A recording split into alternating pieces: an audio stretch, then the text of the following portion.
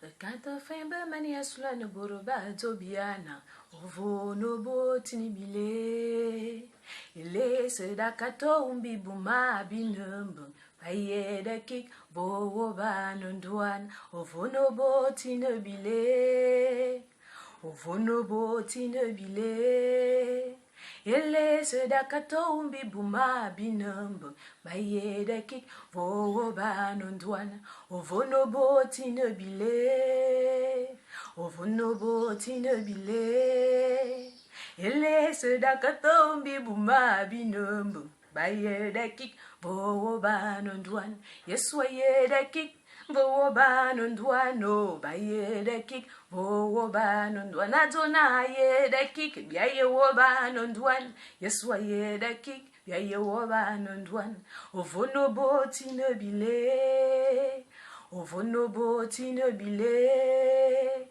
Ele sedakato umbi buma binumbu Yeswaye da kik bo banunduan. Shalom, shalom, shalom, shalom, shalom dans le nom précieux de Jésus-Christ. Que la paix du Christ soit avec vous, inonde vos maisons, inonde vos esprits, vos âmes, vos corps. On se retrouve ce matin. Hier, je disais qu'il serait question de l'image du chantre, en particulier ce matin, mais de l'image du chrétien en général, du témoignage que j'ai qualifié de muet, c'est-à-dire sans aller dire à quelqu'un « Jésus-Christ t'aime, donne-lui ta vie et tout le reste, sinon tu vas finir en enfer. » Bon, tout le tralalala, on connaît. Et ce matin, comme vous avez pu le constater, je n'ai pas chanté en français, j'ai chanté en français, et c'est juste un verset biblique qui se trouve dans Jean 15, où il parle du cep et des sarments, et il dit justement ceci, que tout sarment en lui qui ne produit pas du fruit, le Père le coupe et le jette au feu. Et c'est ce dont il est question ce matin. Parce que par la grâce de Dieu, on va essayer de faire un peu le tour de certaines choses de façon vraiment un peu spécifique et un peu générale en même temps. Donc, il dit que tout sarment qui ne porte pas du fruit, le Père le coupe et il se dessèche. Et il n'est bon qu'à être jeté au feu. Et justement, le chant de tout à l'heure dit justement, la hache est à la racine. Tout arbre qui ne produit pas du fruit sera coupé. Et on fera du feu avec. Et puis point barre. Jésus va le couper et on fera du feu avec. C'est tout. Malheureusement, on a souvent l'impression qu'on ne lit pas tous les mêmes Bibles. Du coup, on continue de faire certaines choses. Et d'autres ont ce slogan bien dans la bouche. Dieu a dit, tu ne jugeras point. Ah, mais je veux bien rappeler à quelqu'un ce matin que ce n'est pas moi qui te juge. Ce n'est pas celui qui te dit la vérité qui te juge. C'est la parole de Dieu qui te juge. Parce que c'est bien écrit que la parole de Dieu juge même les pensées du cœur. Parce que ce que vous appelez souvent jugement là, la plupart du temps, je ne dis pas tout le monde, mais la plupart du temps sont les hypocrites qui aiment dire faut pas juger, faut pas juger, faut pas juger, parce qu'ils sont 50-50, ils ne veulent pas être 100%. Quand Dieu demande 100%, ils enlèvent le corps. Ils ne veulent pas. Ils aiment faire des choses qui font que quand on va parler d'eux, quand on va les voir et tout, en fait, il y aura une petite gloire à en tirer. Quand il n'y a pas de gloire à en tirer, c'est tu es en train de nous juger. Ce n'est pas moi qui te juge, c'est la parole de Dieu qui te juge. Et lui-même, il dit ceci, que tout arbre qui ne produit pas du fruit, il coupe et puis il jette au feu. Tout sarment en lui. Ça veut dire, tu es chrétien, tu es en Jésus-Christ, mais tu es en lui, tu ne produis pas de fruits. C'est ce dont il est question ici. C'est ce dont il est question ici. Ça fait combien d'années que tu es converti? Et est-ce que quand on te regarde, il y a quelque chose qui a changé? Parce que le plus souvent, on peut avoir toute la Bible dans la tête, citer les versets bibliques, être éloquent, défendre la parole de Dieu comme on veut. Mais vous savez, l'être humain est généralement un enfant qui prend juste des centimètres. Parce que l'enfant, il imite ce qu'il voit. Il appréhende le monde par rapport à ce qu'il voit plutôt qu'à ce qu'on lui dit. En fait, si vous voulez bien éduquer vos enfants, faites ce que vous voulez que vos enfants fassent. C'est aussi simple que ça. Je l'ai compris avec le temps. Je l'ai compris avec le temps. Ce que vous faites, les enfants, regarde, la plupart du temps, ce que vous interdisez, ils vous observent. Et lorsqu'ils remarquent que vous-même, vous appliquez cela, ils appliquent la même chose. Je me rappelle, j'ai Élie ici qui, un jour, il ne faisait que répéter « Maman, je veux pisser, maman, je veux pisser ». Je lui ai dit, on ne dit pas pisser, on dit uriner. Et il arrive que quand moi-même je parle, je dis pisser, je vous assure que devant les gens, il arrive à me dire « Maman, on ne dit pas pisser, on dit uriner ». Donc, prenez un peu le cas là, vous êtes dans un quartier. Le matin, vous ne dites jamais bonjour aux gens. Quelqu'un est dans le besoin, vous n'êtes jamais disposé à aider. La seule chose que vous savez faire, c'est d'aller réprimander, c'est d'aller parler. Si tu ne donnes pas ta vie à Jésus, tu iras en enfer. C'est de regarder les autres dehors et tout le reste. Et puis le dimanche, vous êtes à l'église. Alléluia, Jésus, je t'aime. Oh, Jésus, mon meilleur ami. Et voici un bon passage que papa m'a encore fait découvrir ce matin.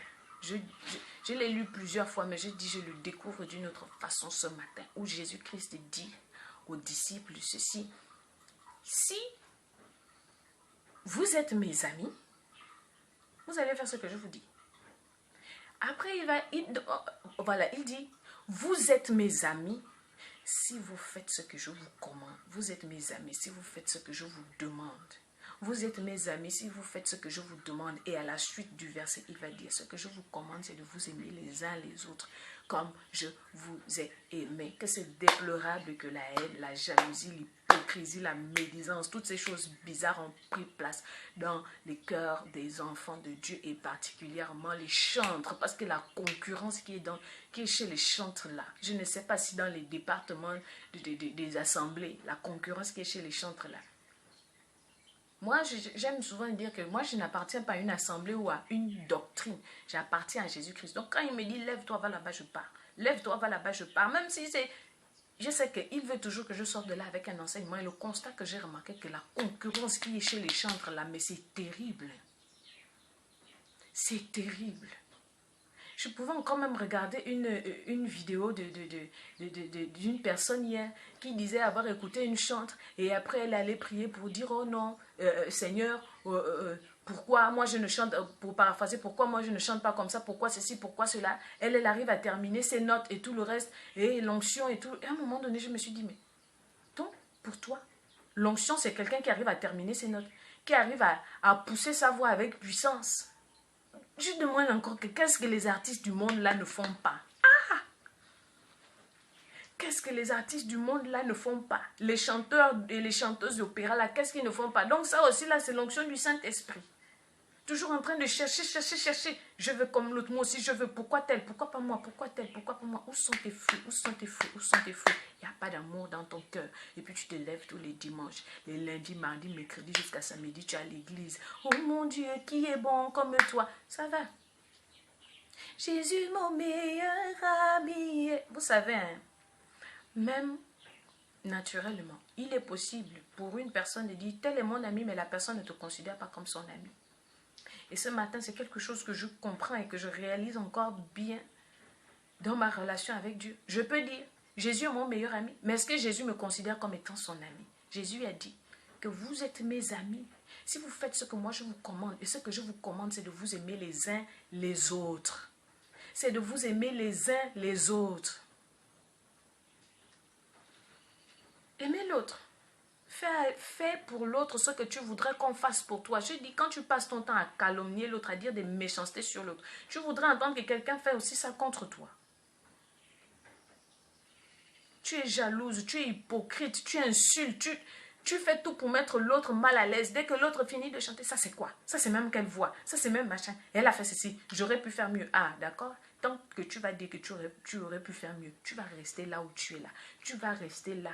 Et puis vous allez faire des masterclass pour apprendre à écrire des chants gospel. Un cœur sale qui va dire au Saint-Esprit, oh donne-moi de l'eau, je vais aller donner de l'eau. Donc tu es pourri et puis tu vas aller donner de l'eau pourrie. Le Saint-Esprit, il ne parie pas. Quand on ne sait jamais, peut-être tu vas te laver demain. Lui, il investit. Quand il regarde, il fait, là, il y a la volonté, mais il n'y a pas la force. Donc, je vais quand même donner et puis moi-même, je vais aller travailler. Mais il y a d'autres là. Il regarde, il dit, il y a la volonté. Mais la volonté qui est dedans là, c'est pour autre chose. Ça, ce n'est pas pour ce que moi je veux. Donc, tu vas prier, tu vas jeûner. On va poser les mains sur toi prophéties, jusqu'à danser, sauter, percer le plafond, les batteries et les guitares vont sauter, les mines de tout vont sauter là. Rien. Et puis tu vas dire, et puis tu vas aller chanter. Jésus ne m'a pas oublié, il m'aime encore. Oui, il t'aime encore, il veut que tu changes d'abord. Si tu ne changes pas, maman, il n'y aura rien. Papa, il n'y aura rien.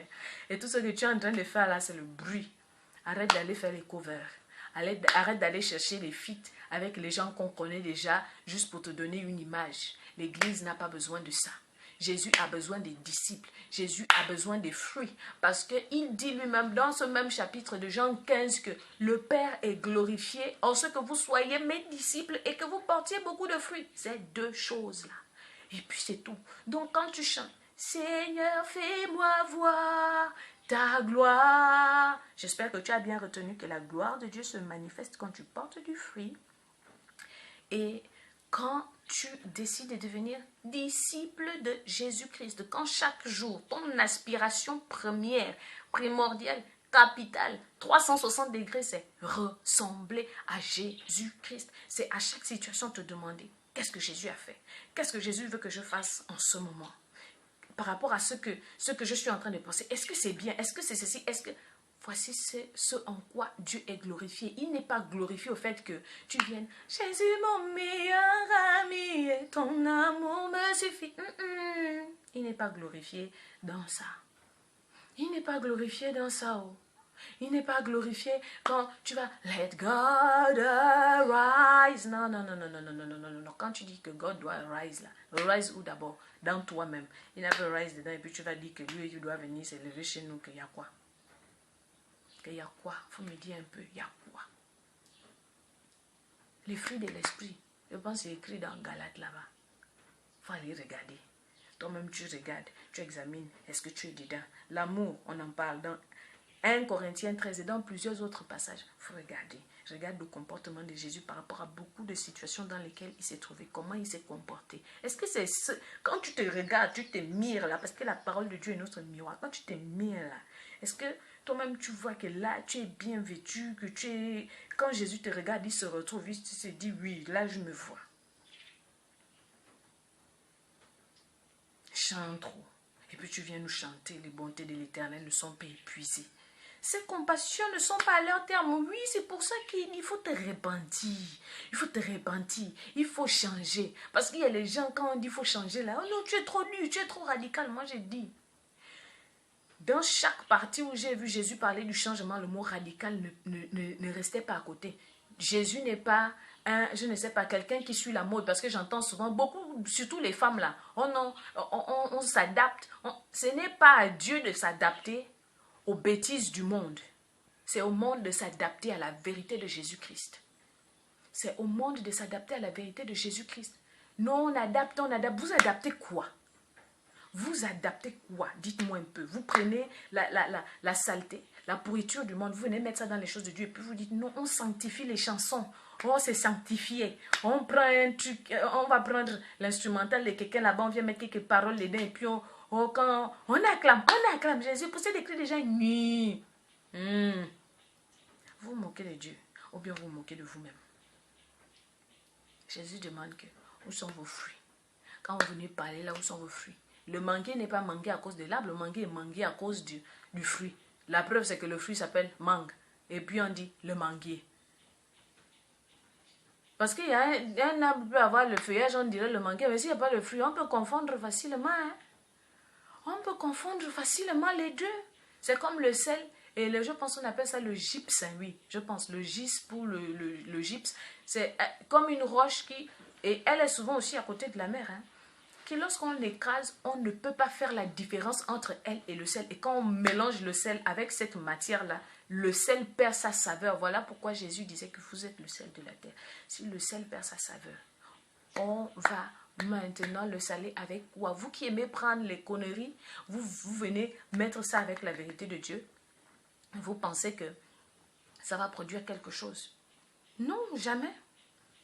Jamais. Voici quelque chose que je veux rappeler à quelqu'un ce matin.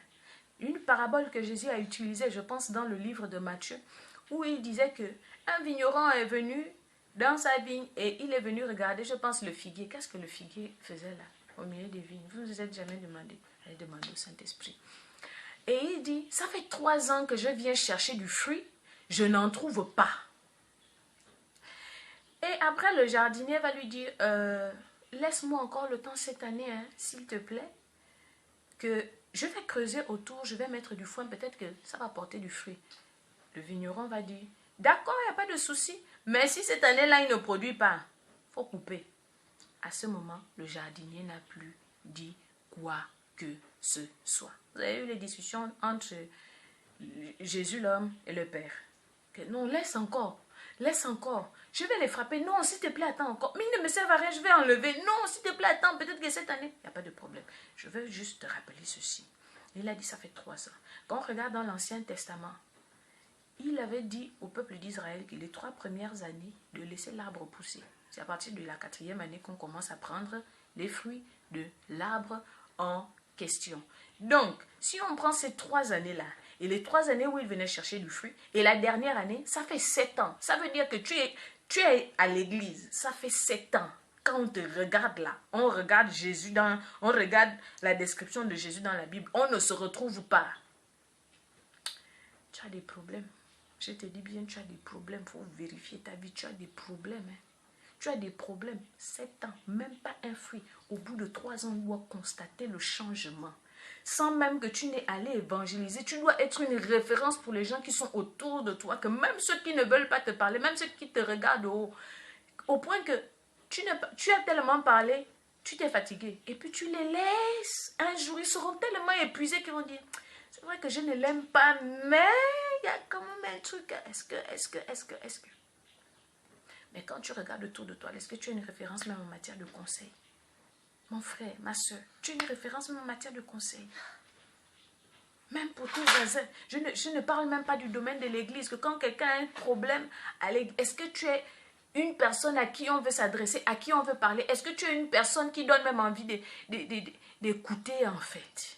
Nous, on sait que si je demande, c'est vrai que la personne est dure, hein? Mais je vais quand même. Quand toi-même, est-ce que si tu... J'ai entendu une servante de Dieu dire un jour que si rien ne change autour de toi, tu as toujours les mêmes amis, tu as toujours les mêmes compagnons. Ce n'est pas Dieu le problème, c'est toi-même qui n'as pas encore changé. Parce que quand tu commences à changer, il y a des choses qui disparaissent seules, il y a d'autres qui viennent. C'est aussi clair que ça. Mais si les mouches trouvent encore leur place en toi, c'est qu'il y a la pourriture. C'est qu'il y a la pourriture. Donc arrête de voir les autres comme étant tes ennemis. Ce ne sont pas eux tes ennemis. Parce que je dis souvent que souvent le sorcier de nos propres vies, c'est nous-mêmes. Mais on cherche les sorciers ailleurs. On envoie le feu sur nos ennemis alors que l'ennemi de nos propres vies, là, c'est nous-mêmes. Papa pouvait me dire ceci il y a quelques semaines, qu'un homme qui ne remporte aucun combat contre lui-même ne peut en aucun cas gagner une bataille contre le diable. Parce que la chair, c'est son allié. Le moi, c'est son allié. Si tu ne gagnes aucun combat contre toi-même, ça ne sert à rien d'aller faire prière de combat. Ça ne sert à rien. Parce que Jésus a dit, il est écrit. Ensuite, il a dit, il est dit. Il n'a pas dit, Satan, le feu sur toi. Satan, tu es un menteur. Tu ne m'arracheras pas les promesses de Dieu. Ce n'est pas ce qu'il a dit. Jésus, lui, c'est seulement, comme Dieu nous recommande dans l'épître de Pierre, à baisser sous la main puissante de Dieu. Fin à la soumission à Dieu. La clé de la victoire, la soumission à Dieu. La clé de la victoire, de l'intimité. De toutes ces bénédictions que tu proclames tous les matins qui n'arrivent jamais. Parce que je peux t'assurer qu'il y a aussi certaines personnes, ne vous découragez pas. Tu marches comme Dieu veut, mais jusque-là, rien n'est arrivé. Ce n'est pas que tu ne portes pas du fruit, tu as du fruit. Mais il y a des choses que Dieu ne veut pas te donner trop tôt parce qu'il dit qu'un bien acquis dans la précipitation ne profite pas parce qu'il ne veut pas te perdre trop rapidement. Il faut que tu sois bien formé, bien enfant pour que quand il va te donner quelque chose, même quand tu seras en train de tanguer, tu vas te rappeler de certaines choses. Tu vas te rappeler de certaines marques, de certaines cicatrices, de certaines blessures de guerre. Donc, ne sois pas pressé et ne sois pas aussi endormi. Veille et sois sobre. Soupire toujours après le roi des rois. Mais je dis à ceux qui ne portent pas du fruit, là, je dis surtout les chantres. Arrêtez de venir mentir. Parce que quand tu viens dire que Jésus est ton meilleur ami, et que tu ne fais pas ce que Jésus-Christ te demande de faire, tu es en train de mentir. Tu es en train de mentir. Tu es un menteur. Tu es une menteuse. Arrête de mentir. Arrête de mentir. Arrête de mentir. Les menteurs n'hériteront pas du royaume des cieux. Arrête de mentir. Jésus, mon meilleur ami, et c'est bien. L'autre a dit Jésus c'est son meilleur ami. Tu ne sais pas pourquoi elle a dit que c'est son meilleur ami. Mais toi tu chantes meilleur ami. Jésus lui dit que ceux que lui reconnaît comme amis, ce sont ceux qui font ce qu'il demande. Est-ce que toi tu fais ce que Jésus veut? Est-ce que tu aimes ton prochain? Est-ce que tu aimes même? Est-ce que tu aimes? Est-ce que tu sais même aimer? Est-ce que même l'amour de Dieu, là, tu laisses l'amour de Dieu transformer ton cœur? Non, mais tu dis Jésus est ton meilleur ami. Tu mens. Arrête de mentir. C'est pas bien. Arrête de mentir. Arrête de mentir. La vérité ne peut pas, le mensonge ne peut pas produire la vérité, c'est impossible. Ta source, ton fond, c'est le mensonge. Et puis tu dis, oh, je proclame la vérité. Après tu dis, oh, le Saint-Esprit est là. Priez en langue, priez en langue, priez en langue. Le Saint-Esprit, quel Saint-Esprit? Tu penses que parce que tu dis, je proclame que le Saint-Esprit est là, que le Saint-Esprit est là. Ah non, non, non, non, non, non, non, non, non, non, non. Chantre, j'ai dit, c'est pas parce que tu dis, je proclame que le Saint-Esprit est là. Il n'a pas besoin que tu proclames. Quand il est arrivé le jour de la Pentecôte, tu as proclamé. Tu étais là pour proclamer qu'il était là ou qu'il arrivait. Tu n'étais pas là. C'est pas toi qui as proclamé. Pourtant, il était là. Pourtant, il est venu, non? C'est quoi? Arrêtez de nous mentir. Arrêtez de nous prendre pour vos cobayes. Arrêtez de nous prendre pour vos fans. On n'est pas vos fans. On n'est pas vos fans. On n'est pas vos fans. On ne veut même pas vos autographes. Ce dont on a besoin là, c'est ce que Dieu a déposé en vous. Et quand ce que Dieu a déposé en vous là, vous nous transmettez ça avec votre saleté, ce n'est plus salutaire pour nous, c'est maintenant mauvais. Vous transmettez la pourriture aux gens. Arrêtez avec ça. Arrêtez avec ça. Si tu ne fais pas ce que j'ai, même le 1% de ce que Jésus te demande, tu n'es pas son ami. Donc ne dis même pas meilleur ami. Même 1% tu ne fais pas. Non, non, faut laisser, faut laisser, faut laisser. Faut laisser. Ne sois pas pressé de venir nous montrer à quel point tu chantes dans les aigus et les graves, à quel point tu fais je ne sais pas quoi. Non, ne sois pas pressé de venir nous montrer à quel point tu maîtrises le piano, la guitare, la batterie et tout le reste. Non, Jésus-Christ est-il formé en toi? Est-ce qu'il a même commencé en toi? On ne sait pas. Mais tu viens nous dire que Jésus est ton meilleur ami. Et puis tu nous dis, tu proclames que le Saint-Esprit est là. C'est quel Saint-Esprit tu proclames? Ton Saint-Esprit à toi, hein, dans ta sainteté. Parce que dans le premier chapitre de Luc, il va dire ceci, qu'il nous délivre pour lui rendre un culte dans la sainteté. Dans la sainteté. La sanctification, ce n'est pas seulement arrêter d'aller chez le copain, ne plus avoir les copines. C'est aussi dedans. Tes pensées. Parce que je vous assure qu'il est bien plus facile d'arrêter d'aller forniquer hein, que d'arrêter d'avoir des mauvaises pensées vis-à-vis des autres. Je sais de quoi je parle. Parce que tout commence par la pensée, ensuite la parole. L'acte vient après. Voilà pourquoi on parle de tentation et ensuite du péché. Quand la tentation est déjà bien conçue, elle enfante le péché et le péché enfante la mort. Paul a dit qu'il me délivrera de ce corps de mort. L'acte, ce qu'on voit. Tes pensées là sont comment dedans? Tes pensées. Est-ce que tu laisses la parole de Dieu te renouveler dans ton système de pensée, dans ta façon de regarder les autres, de voir les autres, de voir au-delà de ce que tout le monde voit? Est-ce que quand tu regardes l'autre qui n'est pas encore marié, que toi qui as déjà l'alliance au doigt, est-ce que tu entrevois l'œuvre de Dieu au travers de sa vie? Ou tu fais, ah moi je suis déjà marié, moi je te dis bien ça. Tu es marié, tu regardes les sœurs. Toi aussi, tu es impudique. Ce n'est pas parce que tu ne couches pas avec elle. Tu as couché avec elle dans tes pensées. Oh. Et puis, vous venez fatiguer les gens. Vous venez fatiguer. On a vu tel frère comme ça, telle sœur comme ça. Gna, gna, gna, gna. Même si les pauvres sont en train de parler d'autre chose, vous commencez maintenant à avoir vos idées, vos imaginations sont en train de fuser. Vous êtes des pervers. Il faut arrêter avec ça. Si tu ne fais pas ce que Jésus te demande de faire, tu n'es pas son ami. Donc, continue et dis que Jésus est ton ami. Jésus lui dit, tu n'es pas son ami si tu ne fais pas ce qu'il te demande de faire. Et par conséquent, arrête de venir lâcher des paroles en l'air, le mensonge. Et puis tu dis, tu prêches la parole, les âmes ne sont pas converties, les gens ne t'écoutent pas. Mais ton comportement joue, parce que même dans Pierre, dans ses épîtres, en parle.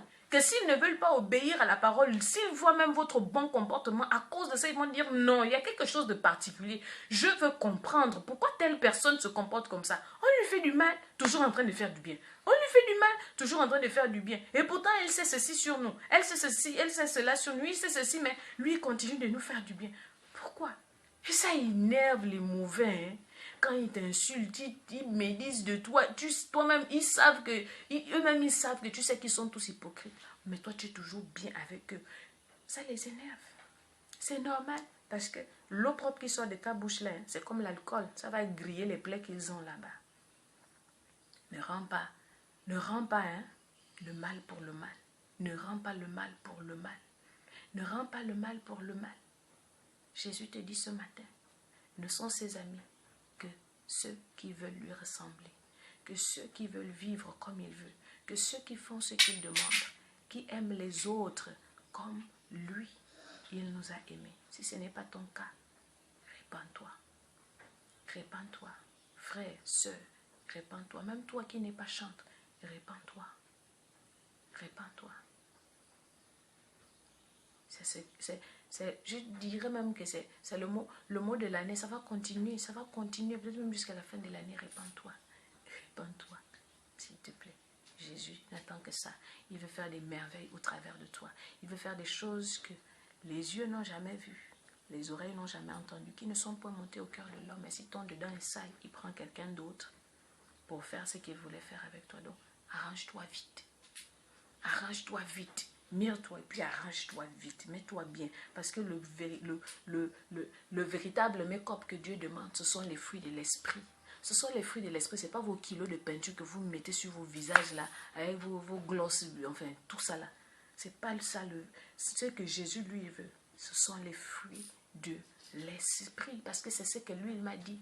Que vous mettez des peintures sur le visage. C'est pas ce que moi je veux. C'est pas ce que je vous demande. Je dis, portez les fruits. C'est à ce moment que votre beauté resplendit.